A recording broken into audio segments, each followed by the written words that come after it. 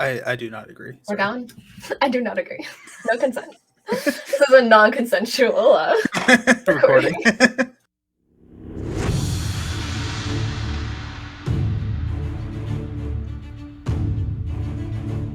Hello everyone, welcome to the Board Ventures, and this week's video is going to be a little bit different. I have Nelson of the Board Ventures, and I also have Dan, it's Quail Man, with us.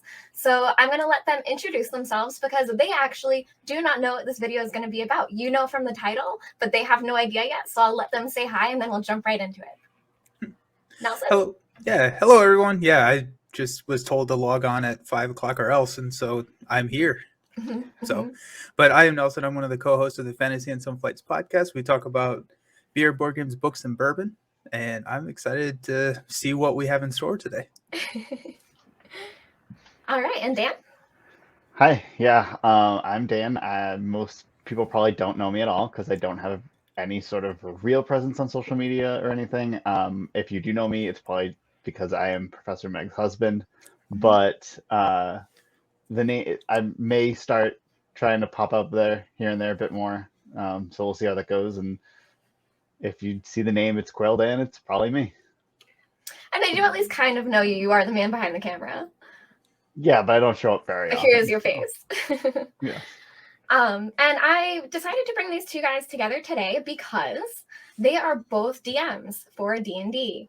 And that's something that is a very tough job, and it's something that you have to make a lot of decisions about and think really creatively in how you would do something, because there are rules, there are a lot of guides, there's a lot of stuff online, but overall D&D is up to you and the world you make, and it's a hard decision. Would you guys agree it's pretty tough to be a DM? Yeah, it's a lot of work. It's certainly a lot of like improv muscles. Yes. And yeah, it's a challenging endeavor for sure. Challenging and rewarding. Yeah. So today we are going to be playing a game called Would You Allow It? Okay. So I'm going to throw a bunch of things at you that people have wanted in their campaigns that their DMs may or may not have let them do. And I'm going to see if you would allow it. And some of them are things that I would just be curious what you would do and how you would handle that. Okay. So one of them will start very easy. And we can ping pong. So whoever wants to answer the first one, I mean, just jump in with whatever you'd want to do. But this would be cutting talons off of a beast. How difficult would you make that? If someone wanted that to be their thing, it wasn't their specialty to begin with, they decided later, how tough would you make it for them to take talons off of something? Is it alive or is it dead? It's dead. It's after they post-battle. That changes things very drastically. I don't know. I mean, assuming that, they're normal size talons, so, large but not, unbearable to carry, I would think that if they had the right tools, it wouldn't be super hard to do. I would question their motives, but, I believe you wanted it for jewelry. Oh, that's weird. I mean, it kind of... I think with most of these questions, just to get it off the bat, it's like it's going to all depend on context of what's going on in the situation, right? Mm-hmm. It depends on if they're trying, if it's in a quick moment, they're trying to get them off and get out of somewhere, it might be like a real quick check to see if they can do it. But if they have time, I mean, if you have time and you have sharp weapons, you can probably get a talon off of something. Like it may take, like I might say, like, oh yeah, it'll take you like 5-10 minutes to do that. But if you're in no rush, I don't see why it would be a big deal to let you take the talon. That's a good point too. That's come up when we've been playing. Is how damaged the creature is. So depending on like what hit it and what kind of damage it took through the battle, that probably would change what they can do too. Yeah, I mean, if it was like incinerated, it might be hard to find a talon. There are no talons left. They can go sift through the ashes, I guess. But I do like that point, Dan, that it is so situational. And a lot of times what I'll do in that situation, if they're running out or something and they want to try it, it's a quick check. And maybe it's how successful did they damage it? Did they not get the whole thing? Or, just kind of maybe roll a dice or come up with the most fun outcome. All right. We'll give you a little bit of an easier one. A wizard with -2 strength modifier, would you let them punch anything? Yeah, it's just not going to go over super well for damage? So in the system that I play, which is Pathfinder 1, even if you roll like a minus damage, it always defaults to minimum 1. And so I think of it as like a wimpy slap, and then we'll see how the events play out after the fact. Yeah, I mean, I think because I mostly do 5th edition D&D. That's where I started, but by default, most just like punches, unless you're like a monk, is 1 damage. So yeah, I mean, like you can still punch something. It may not, like you said, it may not be very effective. It may not go very well for you, but like I'm not gonna say like unless a -2, like yeah, you're weak, but like you can still get a punch off. 1 damage isn't that much damage to something, so I'd probably still allow it. That kind of unless hurts. they like. As a rogue, that I can throw a dagger and stab someone, and it only does 1 point of damage. I don't know. You know? Try throwing it harder. I mean, you have to have some basis for it, but yeah. All right. What about? We'll go a little specific and then broader. But for your magic casters, they get super creative. There's a lot they can do. The specific one was summoning Grimace. But would you allow anyone to summon pop culture things, real life things, stuff like that? How silly would you let stuff get in your game? I'll let Dan go first. Okay, that's going to depend highly on the setting of the game. For example, earlier last year, we were running the Rick and Morty D&D one. Nice. Sure, go for it. If you want to summon something from real life, that's fine. It's a Rick and Morty campaign, whatever. But we're also running Strahd now, so I'm probably not gonna let you summon a My Little Pony, a minion from Despicable Me in Strahd. So that I feel like it kind of depends on how seriously we're taking the campaign, what is there. There are summoning rules can be pretty tricky, but I think there's more in the serious campaigns. Like a Strahd campaign, or even in the other, we're doing also the Wild Beyond the Witchlight right now, as I'm running as well. And even that, I'd have probably a little bit less limitations because it is like a Feywild, fun, crazy campaign. But like, I'd still put some limits on it. But Rick and Morty, whatever. Yeah, I think that's a good point. It depends on the campaign. It also kind of depends on who's sitting at your table, right? I've DM for groups that are rules as written. I don't want to change. We're going to sit here and look it up because I want to play correctly. And then I've played for people who are like, okay, if we don't know the rules, just make something up and go for it. And, for both of those, I typically lean towards, if you want to add characterization, say you wanted to do My Little Pony, right? There's a horse template, build it off of that, and then you can add any flavor to it however you want. That's typically how I lean for and that's that kind of stuff too, to give yourself something to look back on that's already pre-made for you. That's a good way to use like resources for the games and then add flavor to it. Okay, what about another magical thing? There are a lot of parties online that they have like a group pet that they get to take care of. Would you allow the pet to have a dimension pocket inside of it? So instead of like a bag of holding, you have a pet of holding. Yeah, why not? That sounds hilarious. This group had a bat, and it sounded pretty cool, but I was like, it can fly. Like that's pretty strong for something like that. But I guess it also depends if you guys would let it have a mind of its own and be able to fly away. Yeah, don't piss it off. Yeah. Yeah, I mean, a lot of that, like, I'm very interested to see how that came about, but I don't mind flavor like that. If it's something like, I feel like that's something we'd probably have to work out outside of character, because I don't know how you would find a pet that had a thing, like, right. Or if you wanted to try and find someone who could enchant a pet to have their own interdimensional little dimension pocket, but it sounds fun. It would be very cute if it was like a tiny kangaroo with a little pouch. That'd be very cute. I think we should look into it now. That'd be fun. Okay, this one I thought was fun. What about a horse in a dungeon? That's all I got in that reply. They just said a horse in a dungeon. I just thought that would be fun to say to you guys. I'm pretty sure that was submitted by someone I've DM'd before. So. because we've had this conversation. Do you not allow I think- horses in dungeons? It's tight. I don't know. Yeah. Yeah, I mean, Yeah. I think this is a common thing of just like if you have like a big animal that you like taking places, how do Mhm. you do that and things? And at a certain point, a horse cannot fit or walk like in certain areas. Like people can slide through like and stuff like that. So you can try it. I will let people try things, but that might not work out too well for the horse. Also, the horse might get in and not get back out. So that's one you got to live with if you make that choice. Yeah, I had a character who was built entirely around horseback combat. Mhm. And so I was going through like a pre-written campaign, and so when we went into a dungeon, I didn't want to just like render his character useless. Like that's not fun for anyone. And the main thing that I want to do and perpetuate when I'm playing these games is they're fun, right? They're here to have fun. I want to make sure everyone is having fun. As a DM, that's my spot. That's my job to facilitate that.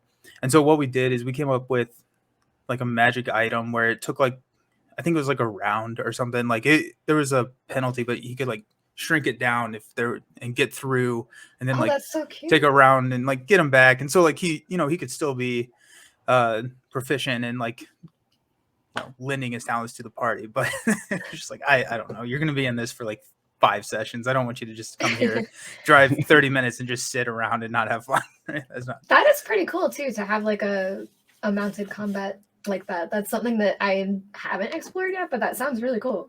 Yeah, there's an entire class in Pathfinder that's about cavaliers that are around mounted combat. That's awesome. So yeah, they're pretty fun. Similarly, something that you allow to let people be badass. I thought this sounded amazing, and I think we should implement it in all of our games going forward. A bow blade that's 2 swords that can link together to become a longbow. So you can dual wield your swords and then link them together to just. That's really cool. Yeah, I was like, I would love that. Yeah, I mean, definitely could totally be allowed. It'd probably be like some sort of legendary weapon. So you'd probably in D&D have to attune to it because that's pretty. And I'd probably just for that I'd make it more powerful, even just like extra damage and stuff because it'd be cool. But totally, that sounds fun. I thought that sounded so cool. It sounds like Dan and I are both very flexible DMs. Which is great. And to be fair, my DMing is mostly my friends, pretty laid back groups. Like we're not super rules as written. I try and follow rules to guide me as best as possible, but if I don't know a rule in a moment, like I'm making up whatever feels good, and then we're moving on. And I may look that up later and use it going forward. So something you do when I don't know a rule might not be something you can do once I do know it, but we kind of figure that out as we go. Yep. Or I might change a rule. I also homebrew a lot of my stuff. So you do also deal with one player that acts like a pretty big know-it-all. So kudos to you for that. I thought this one was cool. A vest made of throwing star armor. So a vest that's made of throwing stars, so it's armor for you, but as you start using them as weapons and throwing them, your AC goes down. People are really creative. Yeah, and that might be tricky to balance. But I feel like now I'm just telling you guys really cool stuff that people came up with, which is so creative and cool. Well, and I'll just tell you that one. These sound a lot like things that, like, for me would be things that I'd be like, hey, what is something your character would actually want to have? Like, sometimes I would want to put an item in a campaign. It's like, especially if I'm running like a book campaign, the items they have might be cool, but they might not fit for any of the characters that we have. So it's like, yeah, it's a cool weapon, but it's a cool greatsword, but none of my characters wield greatswords. Right. So like, if someone wants a throwing star armor that makes them weaker as they use it, I don't see why that would be a problem for me.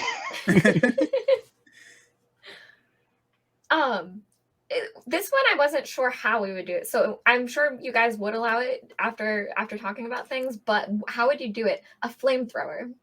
Like, would you allow them to just have like a kind of modern day flamethrower, or is there like you guys might know like a magical way that you would try to do that? There's magic. Like, So there's a spell that could do it, but if you had like a melee barbarian character, yeah, that I mean, does spellcast. it would probably be a weapon or a pendant or some item that casts the spell that acts like the flamethrower. So it's probably like a burning hands or like a probably not fireball because it's not really flamethrower like, but something along those lines where it would be like an item that lets the person use a spell. Yeah, a certain amount of times a day, because an unlimited flamethrower sounds like it would get you in a lot of trouble just having that around. So yeah, that's pretty strong. I would do that, or I would set it up so that they had to light a torch and then deal with some flammable material, and there's a chance that they burn themselves. yeah, Mm. that's a big thing too with any sort of like firearm things. That a lot because fire in D&D that firearms That's good. aren't really in a lot of the main stuff, but a lot of it comes with like, yeah, you can use firearms, but if you roll in that one, Yeah. it's not great technology. It might explode on you or something. It's the Yeah, risk exactly. and reward. Yeah. All right, this one I thought sounded cool, and I would be interested to know if you guys would allow it. For a druid character, would you allow them to carry seeds with them to throw into enemies' wounds and then quickly grow them to like burst them with a tree inside them? It sounded really cool, but I was like, that sounds very strong, because I think for them to make things grow is a cantrip. There's a lot to that one. Yeah. So I mean, if there's an open wound and a seed needs to be thrown, so there needs to be a roll made that the seed is actually makes it into the wound, and then the next round they can do their cantrip or however they're casting the spell. So I would say that probably in the round between, there's a chance that they're going to get it out, right? The enemy's like, okay, well, what is that? I don't like that in there. And That's so good. and maybe like the first enemy that they do that to, like, feel like, I don't know, that's kind of weird. But then once, he like a tree explodes out of him, it's not going to work for any of the other enemies. cool. They're going to get it out of there. So I mean, I like to reward players' creativity. I think that's fun. That's exciting. But also the game needs to adapt. It's not going to work the exact same every single time. Most enemies are not just dumb. And I would think, I guess, if that's a magical spell, that like something like a dragon would have resistance to that and be able to stop the spell happening in them anyway. Because that's what I was thinking, is it could get too powerful for big things. But I guess a lot of things are resistant to that. I don't even know if that's true. Well, I don't even know what kind of damage that would cause. Exploding damage. Cat, sorry. But I mean, definitely there would have to be some sort of it's I don't know how easy it is to throw a seed into an open wound. Because wounds, though, you but again, people get creative. Like, sure, and like if you're like placing it in, or someone's placing it in, that might make more sense. But I'm thinking they might start tipping the arrows with seeds. Oh, yeah, right. Like that's how I would go. Okay, does that damage the seed? I don't know. True. Possibly. Like on impact, does the seed? That's kind of where you have to improv, like Dan was saying. There's a lot of like, you can't just let the characters win the campaign just because they figured out a gimmick. Well, and also like it sounds really cool, and it is cool the first time you do it, but after that same character does it 6 times, and all the other characters are like, "Cool, what am I actually doing here?" Then, Yeah. Right? Then you have a problem on your hands. Now, like the other thing too is I don't know what the wording is behind like whatever is making this thing grow really quick, because I'm not even sure what I'm not sure either. So like that type of thing also, because a lot of the times it's like that might be like a ritual or like a 10-minute casting time, so it'll take 10 rounds of combat, and if you can get that off with this thing not doing it, great, good for you, but it's not going to be something you can do every time. Most combat you don't last 10 rounds. Yeah, and I think going back to what we were talking about earlier, right? It'd be if someone breaks that out and does that, then I would probably roll with it and then look up after the fact to see if there's, does the spell say that you can quickly grow something that's planted, and then we can argue, is that planted, or like, look through it like that. But I don't want to pause the game for 15 minutes. Just roll with it, and then after the fact, if it starts to become a problem, then yeah. I think that's really cool. I think it sounds really fun to be in both of your groups. That I think a flexible DM is what makes the game very, very fun. It's a lot of fun. So we're gonna jump now to something that's a little bit quicker, because that was all the things I was gonna throw at you for that. And now I have a few things that I would like to know what you would base this off of. So these are gonna be, and we can do this a little bit quicker, but these are gonna be things that people want to play as and how you would be able to let them play that. So the first one, a lot of people said this, a Jedi. Would it maybe be a fighter? I don't want to guess for you guys, but how would you guys how build like a how would I Jedi? build that? Yeah, if your player said I really want to play a Jedi, what's the closest thing I could do? This is what I'm into. Monk. Yeah, like monk, or you could maybe get away with like a druid or a sorcerer even, if you flavor it right. Like, because like the thing with Jedi, like monks, actually there kind of is a monk that in D&D that is pretty good for that, but like monks are much more combat-y, but like the movement of the mind, like moving things without like touching them and stuff like that, is a little bit more in the magic-y side.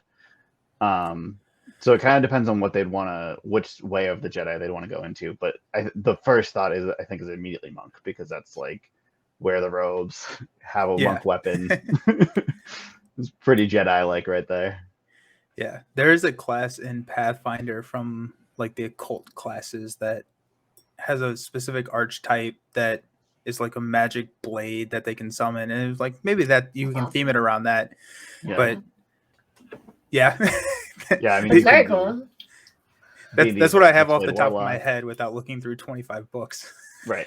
All right, so now to do the opposite, a lot of people also said bounty hunters. Those were the two that I got like multiple responses for. So now what would you do for a bounty hunter?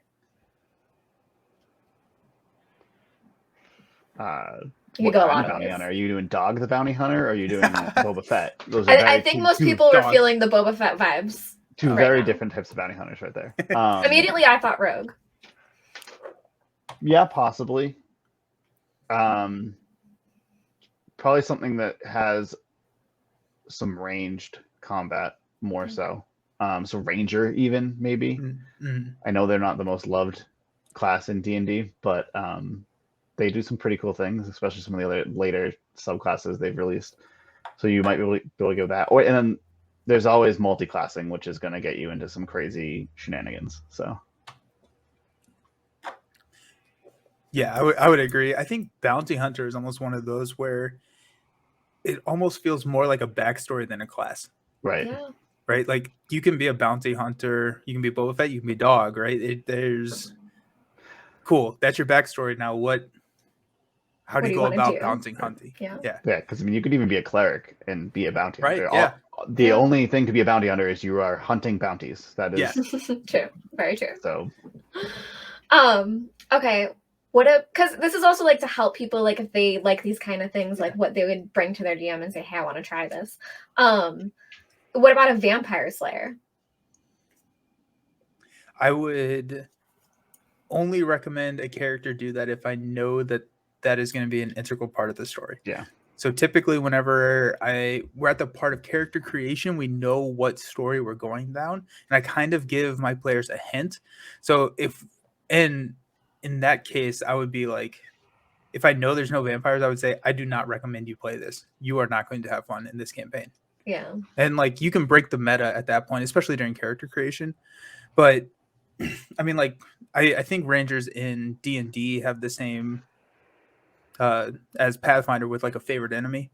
And you can probably like work around that a little bit and figure it out and theme it. And I definitely think a lot of it would come down to like during the session 0 type thing, having that conversation, saying what the campaign might be about, stuff like that. But then as far as like playing it, I mean, clerics would probably be pretty good against the vampire. Oh yeah, yeah. And the thing too is like a lot of people who think cleric, you think of like the heavy armored. Like you don't have to play a cleric that way. I mean, you can be in medium armor, be the leather armor. What's his name? I can't remember the name of the vampire hunter out there, but you can flavor it different ways. Vampire Hunter D? No. And like the one that there was that really bad Hugh Jackman movie. Oh, Van Helsing. Van Helsing, thank you. You can do that more stylized, like because also vampire, I think of less if you want to do a whole campaign around it, I would think of more like the Gothic stylization of things, and then maybe that would spread out a whole different thing you could do with the whole group. But okay, I have one that I think is tough. Would you allow a playable beholder race? Probably not.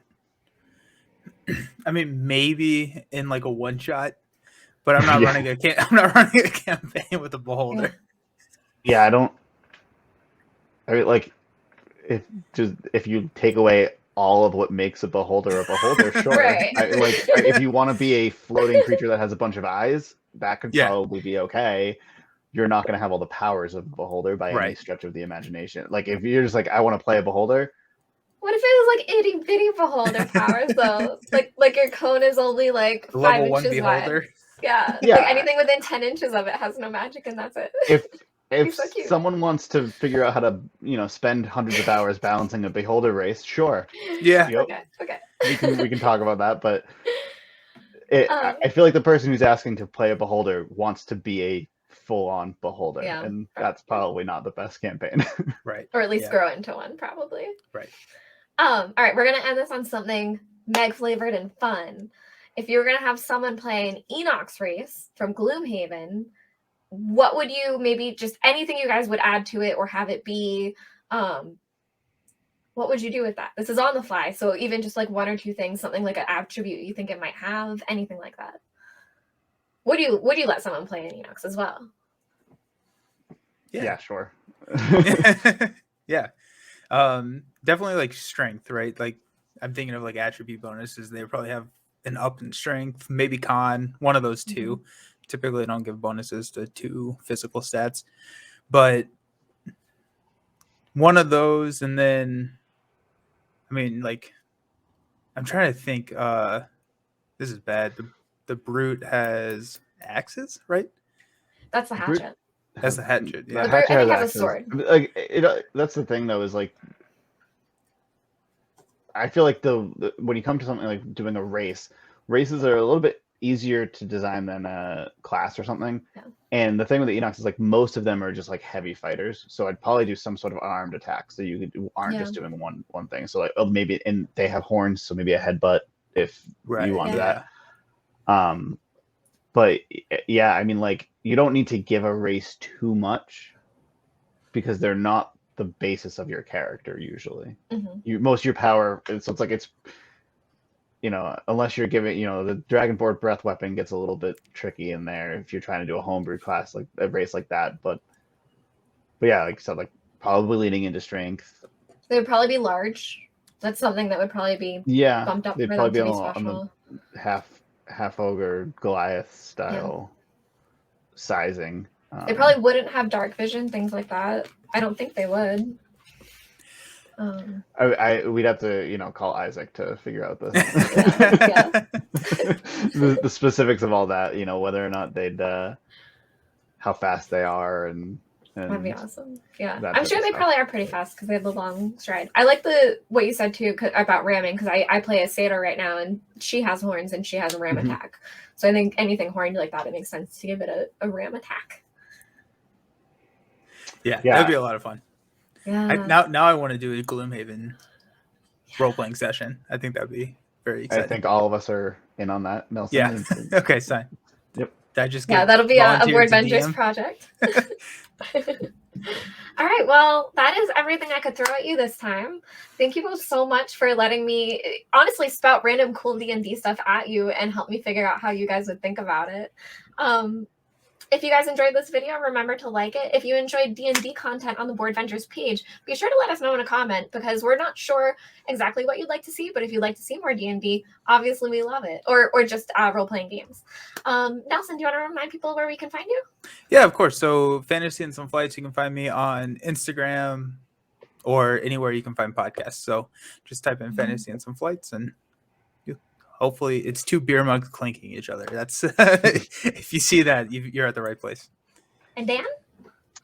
Yeah, I mean, you can find me behind the camera of Professor Meg's Instagram usually, and then hopefully on various social medias as it's Quail Dan. I'm not sure what content will be out there yet, but hopefully more soon. So Fun. And I am Professor Meg. You can find me Professor Meg everywhere. This is the Board Ventures. You can stay tuned for a new video every Tuesday, and we'll see you next week. Bye. See ya.